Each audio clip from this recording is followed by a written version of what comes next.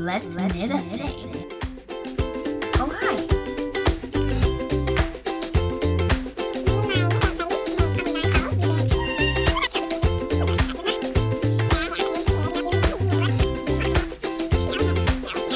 Once you grow sheep, you never grow cheap.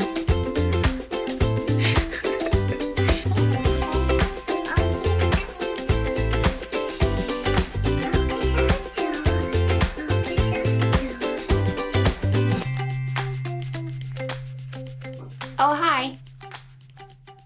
My friend Sarah made this for me and I got it in the mail this week, and I adore it. This is Soxcetera, episode 13, my knitting podcast. Welcome. If you're coming back, yay, thanks for coming back. And if you're just joining us, welcome, and I hope you enjoy it. And if you don't, amazing news, there's hundreds of other knitting podcasters, and I'm sure you'll find one that you love. So do poke around YouTube and find one that speaks to you. I have another friend named Lily who sells her cross stitches, and you can find her on Facebook, facebook.com/snarkalily. I will put that down below, and I'll link to it in my show notes on Rav. But how does she describe it? She describes it as snarky, feminist, shouty, motivational cross stitches. And her cross stitches are really fun because they are just that. They're shouty, motivational. One of my favorite ones she has is the same pushing cat. Pushing? And it says, I heart misandry. And there's a funny story where two sisters, unbeknownst to each other, ordered the same cross stitch for each other for Christmas, and Lily had to keep it a secret. And there's a picture of them both with their matching cross stitches on her Facebook page, and it's really cute. Lily even has one that is knitter friendly, which I don't think she intended it to be knitter friendly. It says, just frog it. And it's got a picture of a frog on it. And I think it's supposed to be in place of just F it. But it's super knitter friendly. So do check that one out. I'm going to try something this week. I do have Periscope. I'm at shannonfisher on Periscope. And I've done maybe about a dozen Periscopes before. But they've never really had a focus. I've never really known what I was doing on Periscope. Mostly I go and I watch other people. So I thought I'd try and do a Periscope, a scheduled Periscope this week. I'm going to do it on Wednesday, April 13th at 7 a.m. my time, which is Pacific Standard Time. So 7 a.m. my time on April, 13th, if you'd like to come and join me. And maybe I'll just talk about some updates about where I am with some of my projects. Maybe I'll give you a tour of my house. I don't know.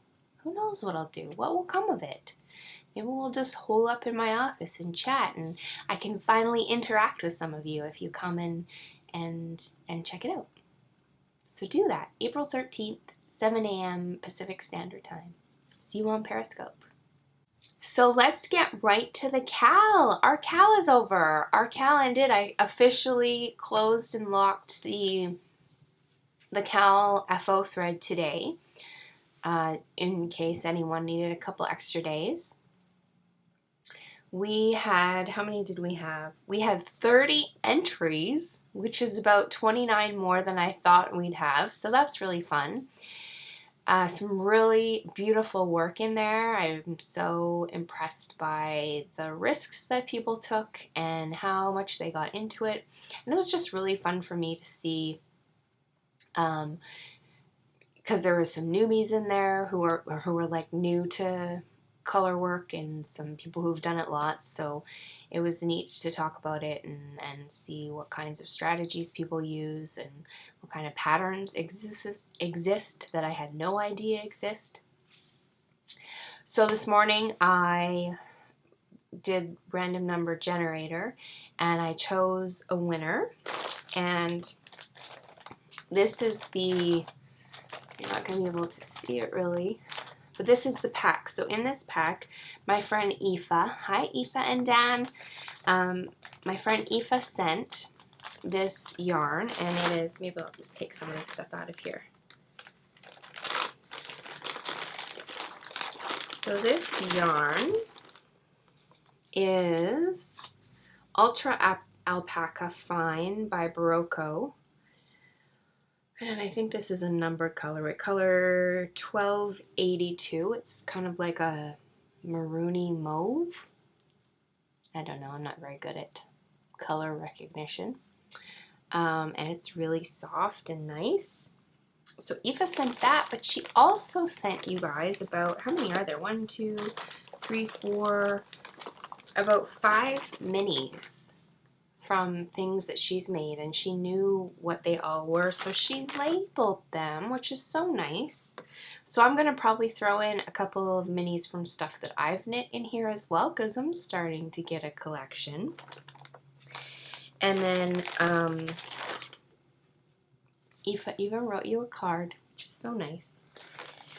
So then the other thing that's in here is Diane's beautiful sock bag with the lighthouses on it. It's really fun. So thanks for that, Diane. So you'll be getting that in your package. And I'm not going to send this out for a week because I still want to draw you something. I want to draw you a watercolor, so I'm going to plunk that in there as well. And then the last thing that's in here, oh, and I'm going to throw a couple stitch markers in here as well.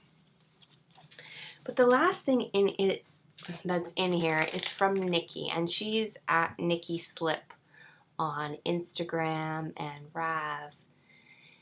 And I think her shop is also called Nikki Slip. So she dyes yarn, but she also makes these really amazing, beautiful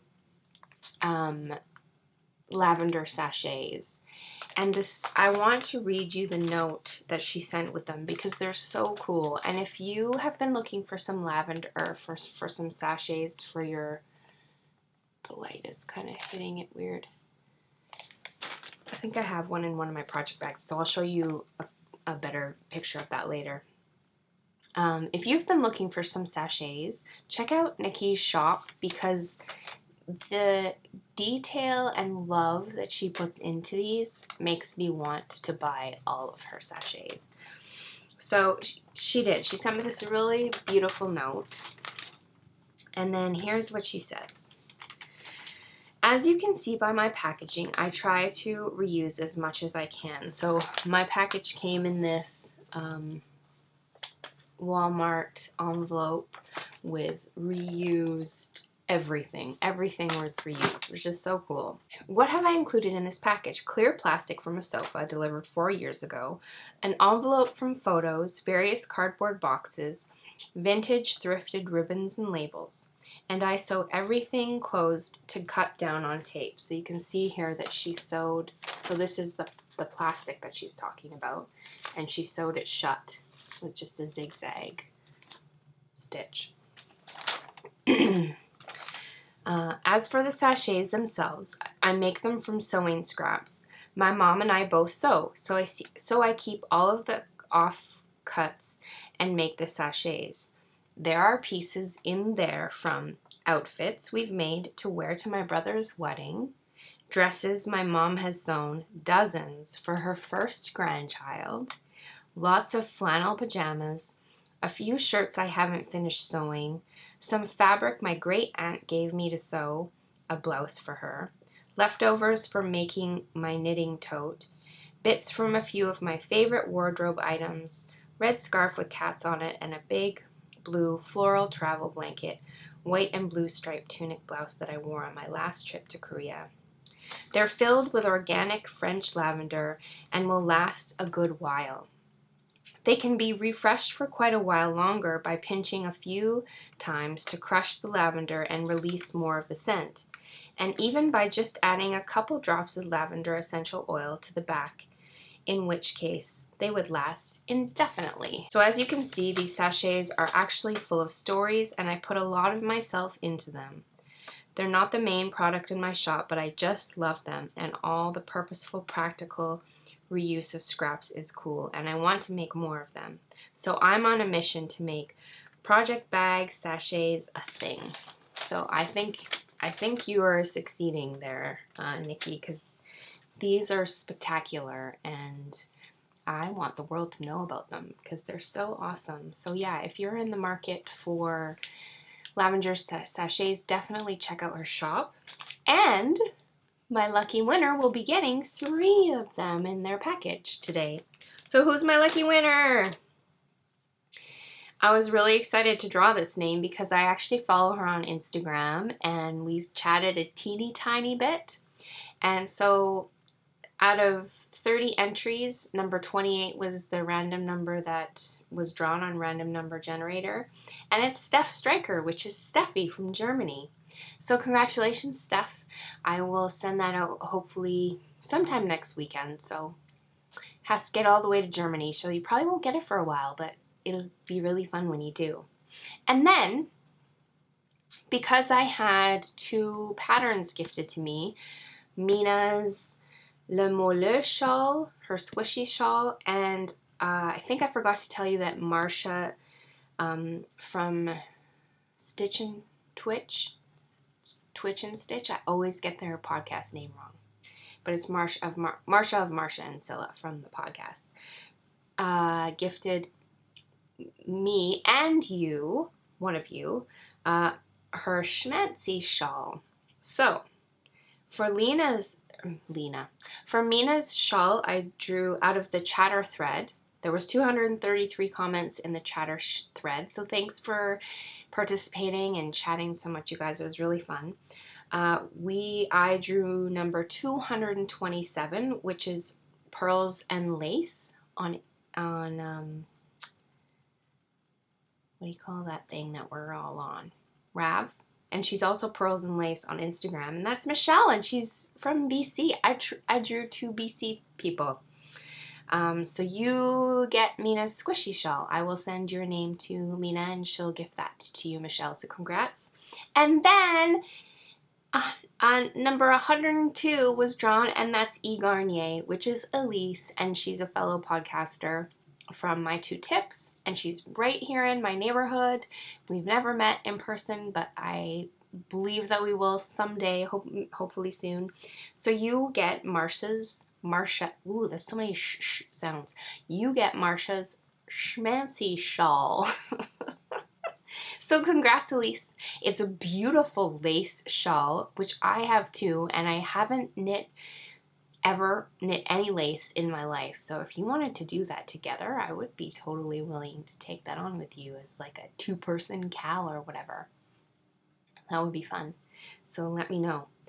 Okay, so yay, my first KAL. So exciting. My first KAL that I hosted and participated in. It was really fun, you guys, and it was fun because of you. So thanks for that. I really appreciate it. I'm not in the center of the bed, and Steve would probably not like that. It's probably going to bug him. Oh, there we go. That's better. Little? I don't know. Okay. Yay! I'm wearing my Star Wars Join the Resistance shirt today because I live with big Star Wars sci-fi action, adventure, superhero nerds who love all of those things. And they're huge Disney fanatics too, Emma and Steve. So my next KAL that I decided I want to do is a Blanket Blitz KAL. And this is for people who are doing sock blankets or for people who are super into knitting mini sweaters, mini socks, mini hats, mini minis, mini whatever you want. And this came about because I am always wishing that I took the time to knit on my blanket more, because my blanket has not grown at all since I last showed it to you. So I was kind of hoping that this KAL would get kind of light a fire under me and maybe you to get some squares on our blankets, or to crank out those mini whatever we're knitting, and just have really some concentrated fun with it. So that KAL starts right now, April now, and goes until March 31st. And that gives you about 52 days to get, my goal is going to be to get 40 squares on my blanket. Or, maybe 30 squares on my blanket and 10 minis or something like that. So you could do a combo thing too. Maybe you want 20 squares on your blanket and 20 minis. So that I will open up a thread in Rav for that, and you can show us. I'll have a chatter thread and I'll have an FO thread. So you could maybe, if you do have a blanket, maybe you could show us, post a picture of your before, and then at the end of the KAL you can show your after. So I'm going to definitely be drawing prizes from the chatter thread and the FO thread because I want this to be fun. I want it to be no pressure, because if you decide, no, 40 is too much, but I still want to participate and I want to, knit one a week or whatever and just chat about it in the thread, and that'll be fun for you.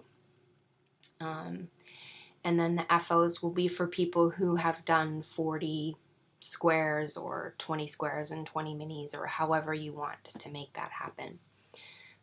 So yeah, I hope this is something that's fun for everyone and of interest to you. So the hashtag on Instagram for that is going to be Blanket Blitz KAL. And so yeah, let's start blitzing our blankets.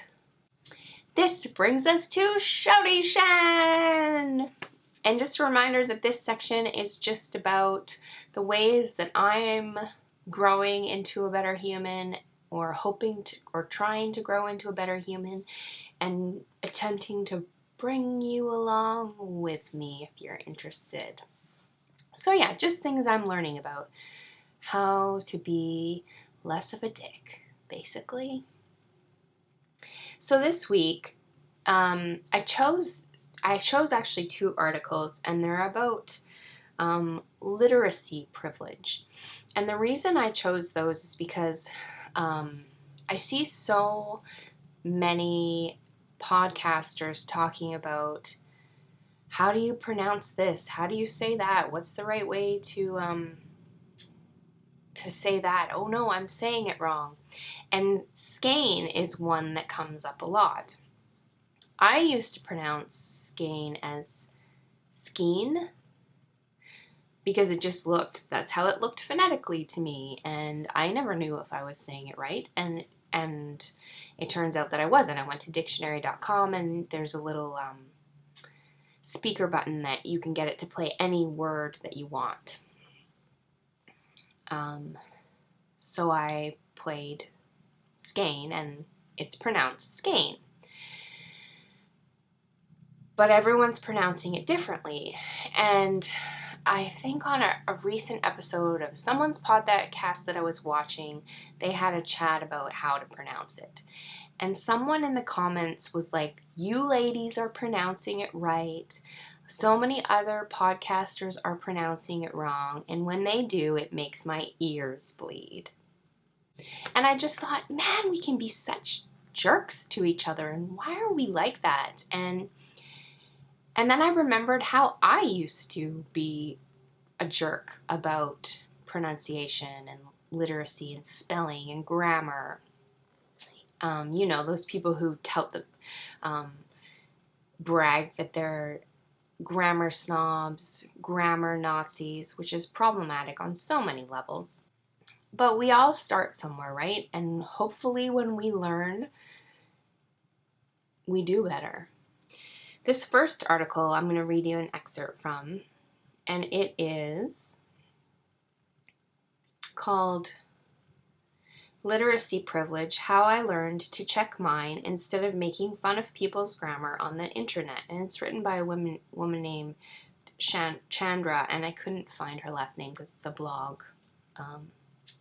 But I will link to it. So one thing she says, so here's an excerpt from her article. It's a pretty long article, so do check it out. I mean, it's not really long, but it's longer than I wanted to read all in one go here.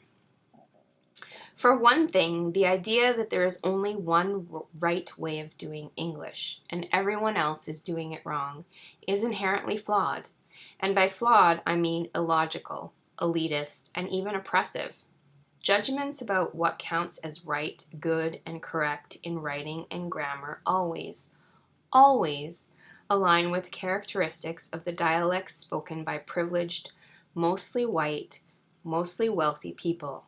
We make these judgments based on learned biases, as well as a certain emotional attachment to our own way of doing things. I want to be vigilant about the ways that I might be contributing to the marginalization of others. And the more I understand about my fellow human beings, the more I recognize the importance of taking the time to stop, listen, and learn about their struggles before unleashing my own careless judgments. I have by no means become a saint in this regard. I still have redhead moments where I snark before I think. But I am committed to finding better ways to engage with people whose opinions, experiences, and means of expression are different from mine. And that really spoke to me. Her whole article is about how she started working with adults and learning about all of the many ways that they might come to her as people who are less privileged and have so many different layered, complex reasons why they might not have grammar that we would deem as correct. And then we proceed to make fun of how they can't get the difference between there, and there right. And it just continues to oppress them and make them feel shitty and make us feel superior and great about ourselves. So I say, who cares how you say skane, skine, skayne, skeen, whatever. We know what you're talking about. It's a weird word, and in the end, it's just one of those things that doesn't matter. It doesn't make or break you as a human being. And if it's going to make someone's ears bleed because you say it wrong, then that speaks about their character and not yours. And then the next article that I will also link to is called Why Grammar Snobbery Has No Place in the Movement by Melissa A. Fabello. And she says, when I took an introduction to linguistics course during my undergraduate career, I remember my professor saying that sooner or later, through, THRU, would be considered a perfectly proper form of through, and that night, NITE, would become acceptable way to spell night. She explained that language is ever evolving, that it is used adaptively to benefit the community using it, that its very existence is dependent upon growth and change, and that is what makes it so beautiful. Language purists, I hear you. You've been taught for so long that there is only one acceptable form of English, and that everyone should contort their authentic expressions of selves in order to fit into this idea of what is considered to be the paramount of intelligence, that it's hard to accept an alternate reality. But listen, there's a reason why we don't speak Old English anymore. And we need to spend a lot more time listening to one another than we do worrying about whether or not their use of an ellipses was conventionally appropriate. Because we can't change fighters if we use communication as a means of oppression. I don't feel like I'm smart in very many ways, but once I started to write and really understand language, I started to feel like, oh, I really get how to use words. And so I started to feel good about that. And a little bit superior to people. And I remember saying to my vice principal, who was also my friend, but still, he used the word irregardless once. And I was like, that's not a word. Which, what a jerk I was. And so we had this friendly debate about whether it was or wasn't, because it's actually in the dictionary. You know it's in the dictionary because so many people use it. And it's in the dictionary because language is fluid and changes and adapts with the culture. And who cares? There are so many other more important ways to measure people's decency, and the way they can pronounce things is really, truly not on my radar anymore. I want to know that you're the kind of people I want in my life are the kind of people who are interested in change and growth and compassion and kindness and fighting for people who are being squashed by society. Anyways, that's my shoddy shan for today. So let's move on to some knitting things. I actually do have some knitting things. I don't have any finished objects again. I didn't last week either, did I? When's the last time I had a finished object? I think it was my stripy socks. Yeah, so none today, but I have 4 things on the needles. And I've done some shuffling around of my project bag, so I'm just going to pull up a project bag, but I don't know what's in it. This is my Knitty Pie project bag. Oh, and it's got my Bradway shawl on it. Oh, and it has one of Nikki's adorable little wonderful smelling sachets in it. You guys, seriously, you gotta get your hands on some of these. It smells so good. I just want to like strap it under my nose so I can smell it all day. So yeah, my Bradway shawl. I was really thinking I was going to finish it this week for you. I was like knitting hardcore away on it, thinking I'm totally going to have this done for the next episode. And then I got to a certain point and I was like, I'm totally not going to have this done for the next episode. And you guys probably noticed this last week when I showed it, but I have a mistake on it. So there was these 2 rows in the pattern where it was like the opposite. So this section here, I can't remember what it's called, the tiled section or something like that. And it had 2 rows where it was like, because typically it's knit, purl 2, knit 5. And for 2 rows it said knit 2, purl 5. And I was like, well, that's a mistake. And then I saw it again. I was like, oh, 2 mistakes in a row. And so I just completely ignored it. And you're actually supposed to have like this ridge down the center. So I don't. But it's still beautiful, I think. I don't know if that's going to bug me or not. I'm definitely not ripping back to fix that. But there is another section of these. So now I'm trying to figure out if I'm going to make the mistake again so that they match, or if I should add that ribbed section. I'm not sure. So yeah, I'm about halfway through or a third of the way through this garter stitch section. I'm still super in love with it and love the colors. And every once in a while I'll hold it up to my neck and go, is this going to be too scratchy? Am I going to be okay? And I think I'm going to be okay. Because I think it is going to definitely soften up when I give it a conditioner bath. And it's not even too scratchy for me right now. But yeah, I love the colors. I love it. I'm having fun knitting it. It's a really rustic yarn. It's got like every so often I pull out some straw or hay or whatever you call it. Yeah, it's fun to knit with. It's nice. And like I said before, I'm knitting it with my Caspian Knit Picks interchangeables, which I love. They're nice and pointy. And they get in there good. So yeah, that's my progress on that. So I'm not going to say I'm going to have it done for next week because I probably won't, because I have 2 other things that I really would like to get done. I'll leave those 2 till last. The next thing that I made a tiny bit of progress on is in my Mrs. Brown's kitty cat bag, which I really like. I don't know how I managed to get this because her shop is always empty now. I must have gotten it before people got so frenzied about her.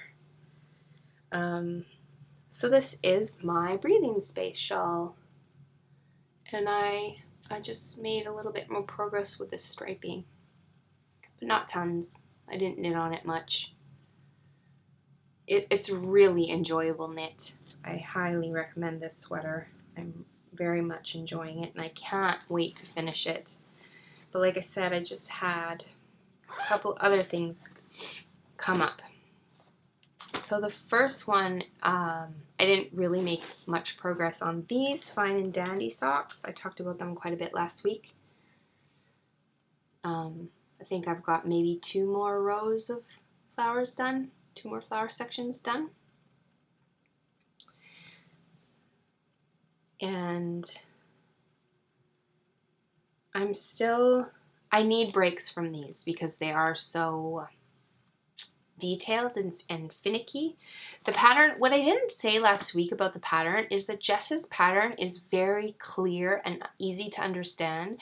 And when you watch the video that goes along with it about how to make those flowers, it's just like, it's fine. I don't even need to look at Jess's pattern anymore because I have it memorized, and the way she set it up is just super user-friendly. So she did an amazing job with her pattern. It's just the nature of those flowers.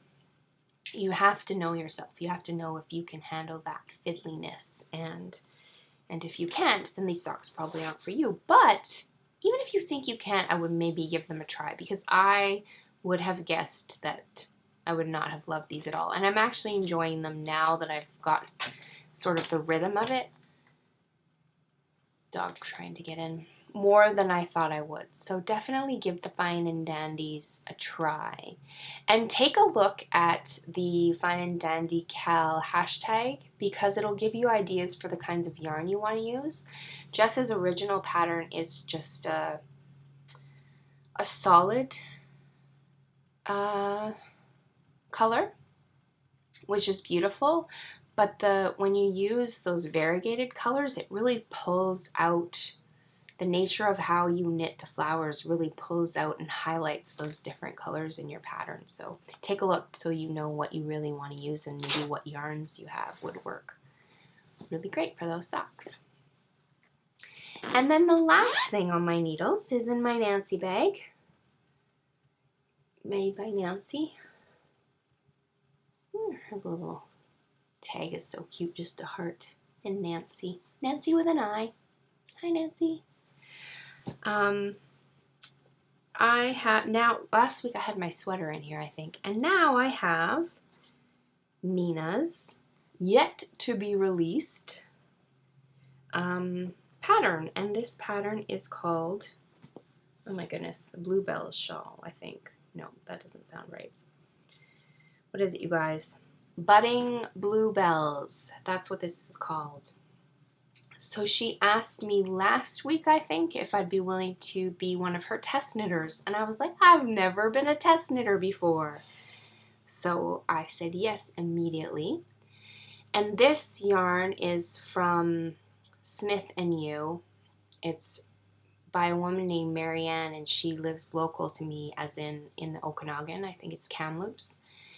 And this colorway is called Deep Cove, and I bought this colorway because Deep Cove is about a 15-minute drive for me. It's on the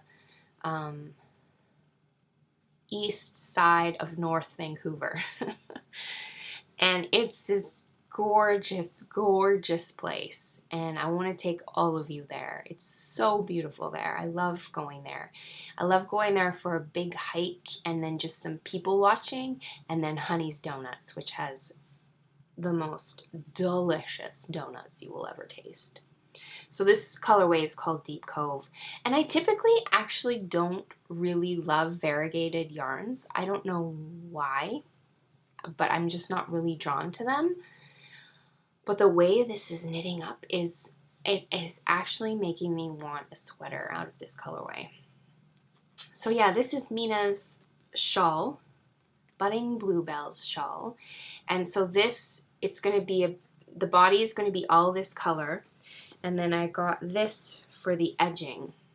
And this is, I went into Valley Yarn this week because I needed some needles for Mina's project. And then I was I had the gray, I had the Vancouver gray by Ocean Parks yarn that I was originally going to match with this, but I just wasn't feeling like it was bold enough for me, so I took this into Valley Yarn, and Jasmine from Valley Yarn, hi Jasmine, they're so great in there. Jasmine and Julie and Jen, Valley Yarn is the greatest yarn store on the planet. They're so friendly, the place is warm, it's inviting, it's organized, it's user friendly, they're so patient with you. She let me pull off all this stuff off the racks, and she's like, go set it on the table, lay it out, see what you want, what sort of strikes your fancy. She talked to me about the different yarns. She's like, take it out into the sunlight, see how it looks in the sunlight. Yeah, so Valley Yarn is the greatest place in the world. I would like to move in there, but I didn't ask if they'd let me. So yeah, this is going to be my edging color, which I think is phenomenal. And this is Madtosh. Oh gosh, I shoved the little thingy in there. Pecan Hull, I think it's called. Let me look for you. Twistlight, Madtosh Twistlight Pecan Hull, and it's a 75-25 nylon blend. Superwash merino nylon blend. I think this is an 80-20. Yeah. Did I say 75-20? I meant 75-25. So Mina, I'm really loving knitting this. It's fun. I don't have the pattern memorized yet. I take a little while to do things like that. But I think a couple more repeats and I will. And the way Mina's pattern works is really fun because it's 6 rows and you repeat those 6 rows the whole body. So I definitely am starting to get in a rhythm and get the hang of it, but I still have to check my Notability app every once in a while. And then for the what's that called? The section at the end, not the body, but the edging. The edging is all lace. And I've never done lace, like I said. So I'm a little nervous about it, but it's written and it's charted. The body is just written, which is totally fine and great to follow. So the edging is written and charted, and I'm so nervous about it, but I'm confident that I will be able to do it. And already I learned some new stitches in here. There's a couple stitches that I never done before that I had to look up, and so that's always a little satisfying. It's like, oh yeah, I know what that is. I know what that means. I can do that. Yeah, so it's fun. I feel like the holes on this side, I mean, somehow a little bigger than the ones on this side, but yeah, I'm not going to worry about it. So yeah, it's really cute. It's a crescent-shaped shawl. I think it's going to be beautiful, and I'm very excited about it. So thanks for asking me, Mina. And if you're wanting to check that out, she has a hashtag on Instagram, Budding Bluebells shawl, that you can check out that all her test knitters are using. So those are my 4 works in progress, 4 things I'm working on. So I really want to get those fine and dandy socks done because I want to combine them because they're turning out stripy. So I want to get them done for April 15th so that I can combine with the other stripy socks that I did as one entry to Candace's Stripy Socks KAL. And then Candace from Pin Feathers and Pearls. And then this one, Mina's shawl, is due by April 29th. And I'm not the fastest knitter in the world, so I'm a tiny bit nervous that I won't get it done on time. But so I think I'm going to drop the Bradway shawl and the Breathing Space sweater until I've finished these two, the socks and the shawl. So hopefully you will see some really great progress on those by next week. So that ends our knitting portion of the show. Wasn't much knitting content this week. So if that's all you joined us for, then thanks for coming and see you next week. And if you're going to stick around, I've got what we have left is 2 shan things, and then I have a small announcement. Someone asked a question, and then I have a couple of reminders. So for my 2 shan things this week, the first one is I wanted to say I'm sorry I made so many of you so sad with my little blip last week about not having someone who's my person right now. I didn't mean for that to tug at your heartstrings. I didn't mean for that to be sad. It was just like something in passing that sort of was triggered by watching people podcast together and that connection and camaraderie. And I mean, I have so many people in my life whom I love. I have tons of long distance friendships, and I have, probably about 4 people in town who I feel like I could call up and be like, I need you, I need some love, I need some hugs. I could tell anything to them. So I'm not lacking for love or friendship, but I just don't. They all have someone who is their bestie. So I don't have someone who, it's not like I want someone to myself, but I guess not totally to myself, because we all should not, we can't be someone's everything. All our friends bring different things to our lives, but, when I lived in Alberta, my best friend Cindy lived right next door, and she was my bestie, and I just don't have anyone local like that. But I have good friendships, and so maybe, I don't know, maybe do you grow out of meeting someone who's just yours? I'm not sure. I don't even know what I'm saying. I should skip that. But it does, the less I hermit, and I think I sort of really was in an intense hermiting stage for the last maybe 3 years. And I feel like I'm coming out of it a bit with I've got my knitting group. I've got a writing club that I go to twice a month, every other week. I have my improv class, Improv Intro 2, started up. I've done 2 classes now. That's every Tuesday night. So that's been good. We have 2 shows. This last Intro 1 only had 1 show, and Intro 2 has 2 shows. One on the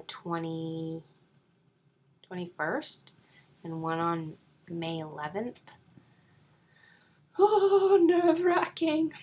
But yeah, no. But Intro 2 has been really fun. We have a different teacher this time. His name is Taz. I don't know his last name. But he's also part of the Sunday service with Ryan, who was my last teacher. But Taz has a completely different style than Ryan, which is really cool because I feel like I was able to learn these things from Ryan, and now Taz is approaching it completely differently, so I'm getting a whole new experience, which I'm loving. So Intro 2 has been really great so far, and I have been super glad that I signed up and pushed myself to do that a little bit. And then Shan thing number 2 is actually going to be a poem, because I can't think of anything interesting, anything else that's really that interesting to tell you about myself. So come to the Rav group and ask me a question, because I don't know, what do you want to know about me? Trigger some memories for me, or something that interesting that I can tell you, because I was trying to go through like dig back into the archives of my life, and I'm like, I don't know what to tell them this week. So ask a question. That would be super helpful. So instead of telling you something about myself, I'm going to share something that my friend Anne Theriault, she is the writer of the Bell Jar blog. If some of you probably know that blog. She's a really fantastic writer, and she's gone quite viral, so I'd be surprised if you hadn't heard of her. Anyways, Anne is, we're friends in real life, and she shared this poem. If you're not into poetry, I'm not into poetry, but don't be turned off by this, because this poem actually, I think you're gonna like. It really spoke to me because I feel like I'm always just taking up too much space, and I am too much for people. I used to think that I should come with a warning label, because I just feel like I don't know, I just feel like I really can be too much for people. I'm very open, I'm very, I don't hold back, and I just don't feel like that's really for everyone and can annoy people. So anyways, Anne shared this poem, and I thought, if this spoke to me, it probably will speak to you too.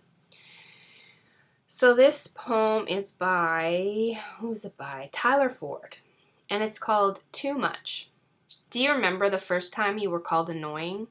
How your breath stopped short in your chest? The way the light drained from your eyes, though you knew your cheeks were ablaze. The way your throat tightened as you tried to form an argument that got lost on your tongue. Your eyes never left the floor that day. You were 13. You're 20 now, and I still see the light fade from your eyes when you talk about your interests for too long. Apologies littering every other sentence. Words trailing off a cliff you haven't jumped from in 7 years. I could listen to you forever, though I know speaking for more than 3 uninterrupted minutes makes you anxious. All I want you to know is that you deserve to be heard. For 3 minutes, for 10 minutes, for 2 hours, forever.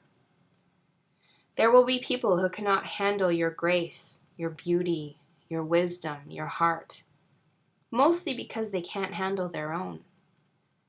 But you will never be, and never have been, too much. So I hope that speaks to you the way it spoke to me. I really loved it. It was a good reminder. So this takes us to a quick announcement, and someone on Ravelry got in touch with me. Her name is Lisa, and she's Life Full of Laugh on Rav. And she says, about a year ago, in an effort to get lots and lots of minis, I decided to create the Sock Yarn Swappers group on Ravelry. We're supporting, motivating, and encouraging each other while working on our scrappy blankets. And of course, we're swapping tons of minis. I currently have a lot of swapless swaps going on in the group, many of which will still have a lot of spots available. I'm featuring a lot of great dyers, including Woolly Lion, Mustache, Mint Rain, The Yarn at Home, Mom, and Artistic Yarn by Abby, just to name a few. A swapless swap is where the participants sign up for the swaps they're interested in, pay the fee via PayPal, and then I place a large order with a dyer. Once all the yarn gets to me, I create lots of minis in either 5 grams or 10 gram weights, depending on the swap, and send them back out to the participants. It's a really fun way to try out lots of different indie dyers, to collect beautiful minis for your blankets, and to find new yarns you just need to buy. So I will link that information in the Rav group. She just asked if I could let you guys know that that exists, and I know a lot of you are making blankets, so I thought that might be of interest to you. And then my friend Lisa asked if I could ask you guys a question. She wants to know what your knitting corner looks like, your knitting spot, where you knit, whether it's in your living room, your bedroom, a coffee shop, whatever. Where do you typically knit? and what does that look like? So I will start a thread for that in the Rav group. Now, Mina just, on her last episode, Mina from the Knitting Expat, made mention of maybe making use of the hashtag, which is a hashtag that's about 5 years old. It's got like almost 3,000 pictures on it, and it's from Where I Knit, and that's another fun hashtag that you can check out. But I want this one to be differently, because that's where people are sitting and they take a picture of from where they are out, from where they're knitting out. Whereas what Lisa and I are looking for is, what would we see if we were looking at your knitting spot, you in your knitting spot? You don't have to be in the picture, but show us like the chair that you knit in, or the spot on your bed, or wherever you curl up and knit.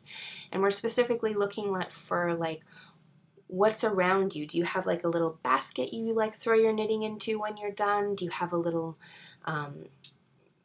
plate that you keep all your handy notions on? Do you have like a light that you turn on next to you? What does your little knitting spot / corner look like?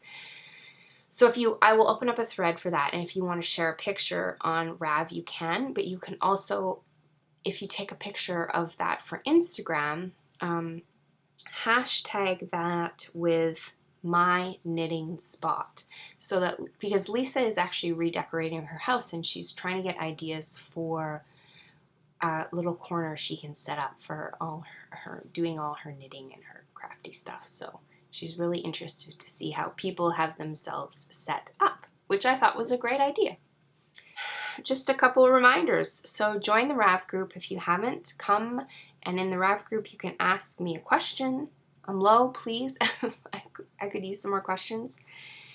Tell us how you use Ravelry. People are answering or coming to that thread and sharing the greatest information. For instance, did you know there's a wish list on Rav? So if people want to give you a gift, if you have a wish list, they can know what to give you. Did you know that existed? I had no idea. So apparently that's on there. And people are talking about that on that thread, about how the ways we use Ravelry. So come and check that out. You can share your stash. People are sharing pictures of their stash and how they organize it. And definitely introduce yourself if you haven't. Please subscribe and like the video down below, and share it with someone if you think there's someone in your life who would enjoy watching this podcast. We haven't had anyone on the Silly Sing Gang hashtag for a while. We could use someone, some fresh blood on there. So feel free to join in on that. And if you're a maker and donate and would like to donate to the Blanket Blitz KAL, or any future KALs, if that would bring you joy, then please be in touch with me. That'd be exciting.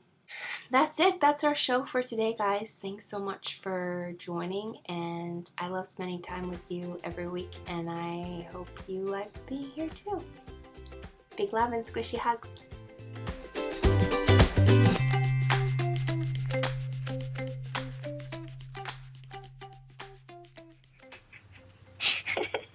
Okay, you are not a